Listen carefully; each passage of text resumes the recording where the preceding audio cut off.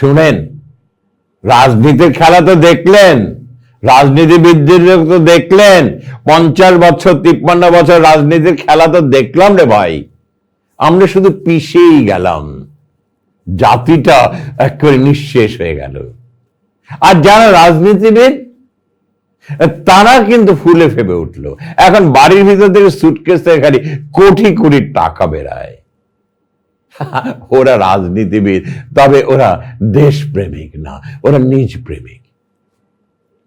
আজকে আন্দোলন হওয়া উচিত একটাই, আমরা দেশপ্রেমিক হব।